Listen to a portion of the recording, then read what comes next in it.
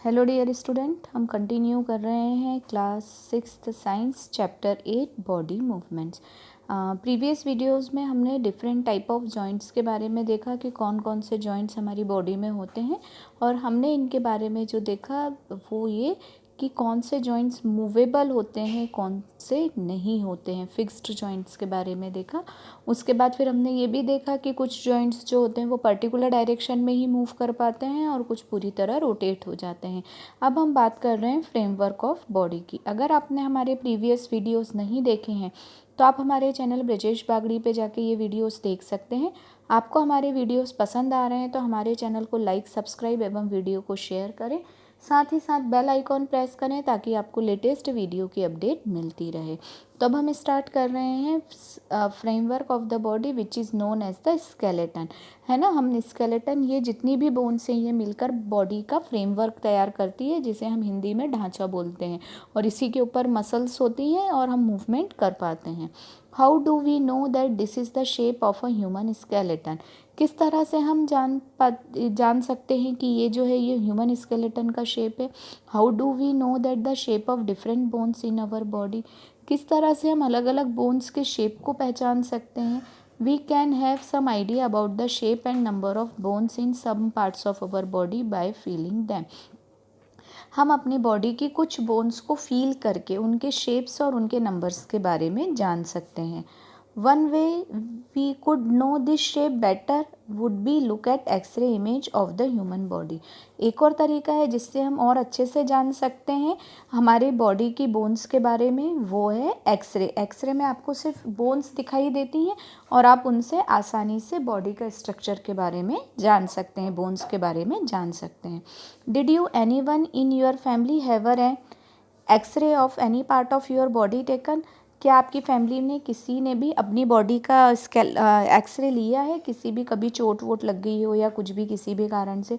Sometimes when we hurt or we have an accident, doctors use the X-ray image to find out about any possible injuries that have happen to the bones.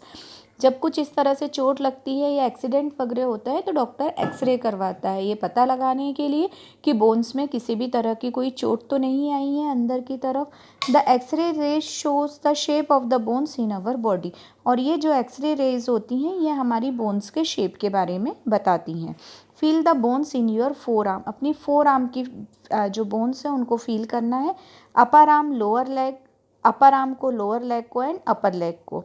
Try to find the number of bones in each part. और आपको कोशिश करनी है कि कितनी bones हैं, है ना, हर पार्ट में कितनी बोन्स हैं।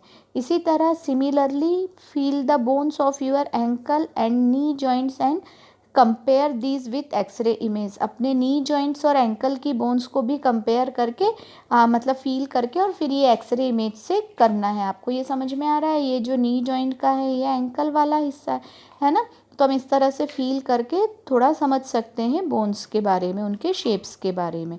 Then bend your fingers. Are you able to bend them at every joint? अपनी फिंगर्स को बेंड करना है, क्या आप हर जॉइंट से उन्हें बेंड्स कर सकते हो? How many bones does your middle fingers है? आपकी मिडिल फिंगर्स में कितनी बोन्स हैं? तो आप उनको टच करके ऐसे थोड़ा सा फील करने की कोशिश करिए। Feel the back of your palm. अपने पाम के बैक को फील करिए। It seems to have many bones, is not it?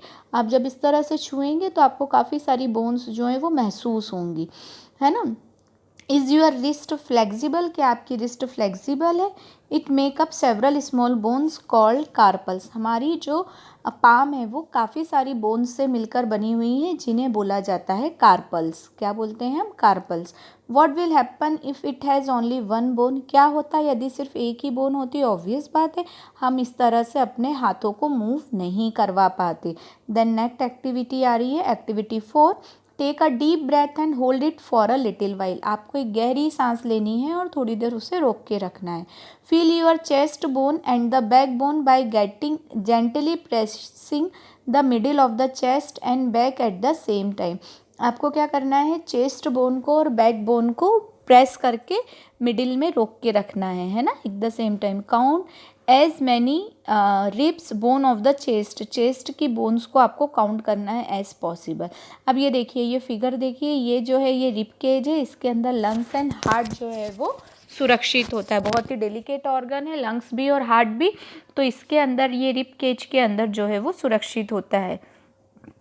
Observe figure 8.10, ये फिगर 8.10 को ऑब्जर्व करना है ना। ये देखिए फिगर ऊपर से छोटी है, फिर नीचे आते आते बड़ी है, पहले ये पूरी तरह से कंप्लीट है और आगे फिर इतना हिस्सा खुला हुआ है। Carefully and compare with what you feel of the chest bone, आपको केयरफुली फील करके देखना हाथ लगा के। We see that the ribs are curiously bent, जो रिब्स है वो क्या है, बैंड है ये सारी। They join the chest bone and the back bone together a form a box. अब ये देखिए ये क्या है, आगे चेस्ट बोन से और पीछे रिब बोन से जॉइंट होके और इन्होंने एक बॉक्स बना लिया है, और इस बॉक्स को क्या बोला जाता है, रिब कैज, है ना। This is called the rib cage. There are 12 ribs on each side of chest, हर साइड 12 रिब्स हैं। देखिए काउंट करें हम, 1 2 3 4 5 6 7 8 9 10 11 और ये नीचे वाली 12, तो टोटल कितनी हो गई, 12 हो गई हैं ये। तो हर तरफ कितनी बोन्स हैं, 12 रिब्स हैं। Some important internal parts of our body lie inside this cage, हमारी बॉडी के बहुत इंपॉर्टेंट जो इंटरनल पार्ट्स हैं मैंने अभी आपको बताया, जिसमें मेनली हार्ट एंड लंग्स दोनों ही बहुत इंपॉर्टेंट हैं, है ना। तो लंग्स जो है वो रेस्पिरेशन करता है और हार्ट जो है वो ब्लड को फ्लो करने का काम करता है, पंपिंग का काम करता है। तो दोनों ही बहुत ही इंपॉर्टेंट पार्ट्स हैं और दोनों इसमें सुरक्षित रहते हैं, ताकि कोई भी बाहर से अगर कोई इंजरी या शॉक वगैरह हो तो वो डैमेज ना हो। Ask your friend to touch their toes without bending their knees, अपने फ्रेंड को क्या बोलना है, टोस। ये एक्सरसाइज में भी किया होगा आप लोगों ने, है ना, कि अपने टोस को बिना नी को बेंड किए टच करना है। Starting from the neck move your fingers downward on the back of your friend, अब आपको क्या करना है, नेक से फिंगर्स जो है डाउनवर्ड करते हुए, है ना। What you feel in the backbone, अब अपनी बैकबोन में क्या है, स्ट्रेच्ड लगेगा आपको, इस तरह से करेंगे तो आप।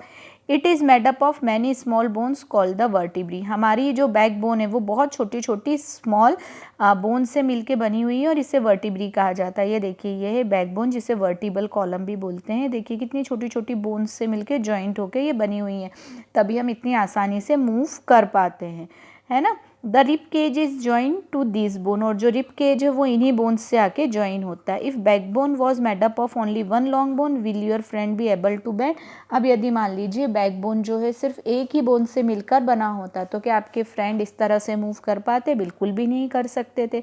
Make your friend stand with both hands press to the wall and ask her to push the wall, आपके फ्रेंड को क्या बोलना है, खड़े होना है, दोनों हाथ को वॉल से प्रेस करते हुए और पुश करना है वॉल को। Do you notice two bones on the backbone और prominent where the shoulders are, अब आप इस तरह से करेंगे तो दो बोन्स जो हैं वो इस दिखाई देंगे, मतलब कि मूव करते हुए, है ना। और ये जो हैं ये बोन्स क्या कहलाती हैं, शोल्डर बोन्स कहलाती हैं। क्या बोन्स कहलाती हैं, शोल्डर बोन।